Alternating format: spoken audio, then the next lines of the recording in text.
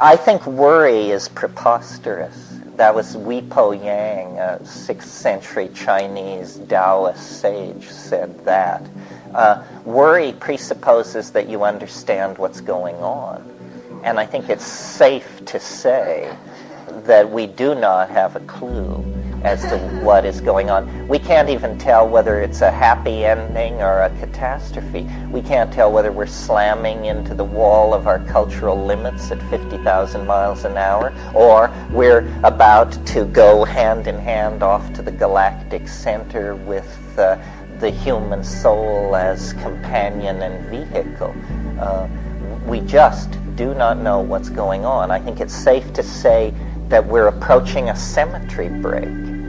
That whether you're a horrified pessimist or a gung-ho optimist, everybody can see that the make or break point is coming up, because life is either going to get a lot drearier suddenly, or there's going to be some kind of a breakthrough. Well, I'm not worried. I think that what is happening is a transformational process, not the bankruptcy of ideology, not the spin down of technical civilization. I'll argue that history is not our fault, that you no more can blame us for the shape of human history than you can blame a fetus for the unfolding morphology within the womb. That history is the necessary distortion of an animal species to lead it to the brink of an ontological transformation. The psychedelic point of view, as I read it at a fairly deep level, is that it's a done deal. It's okay. You know, basically we're going to make it. We've been on a straight line vector for millions of years with this transcendental attractor that has shaped us, called us out of matter, and is revealing itself through us. But knowing that is not permission for sitting on your can or ceasing to participate in the struggle to create a just and caring society.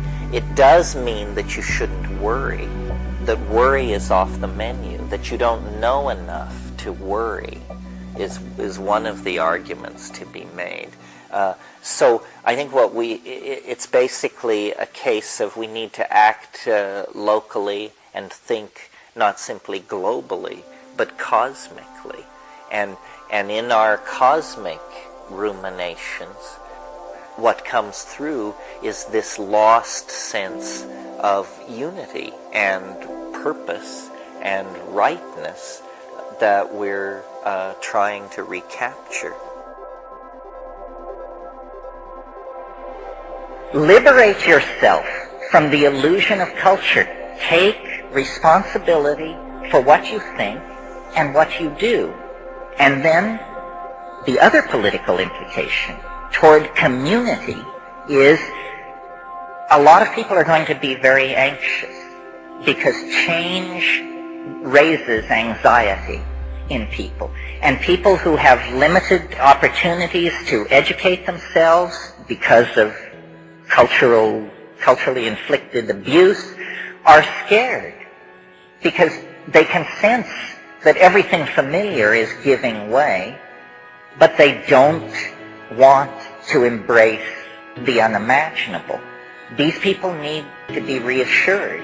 They need to be reassured by example and by hearing optimistic and reasonable rhetoric about the future. Selling the future as an 8-alarm fire, which is how the media does it, only makes a sane future impossible.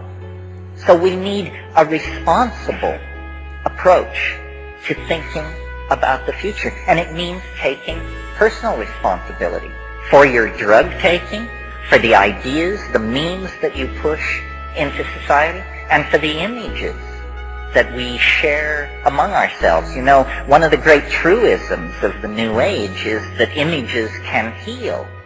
But I've never heard anybody discuss the obvious contra-implication, which is images can make you sick, and you are constantly bombarded with images which disempower, divide, confuse, and make crazy, basically.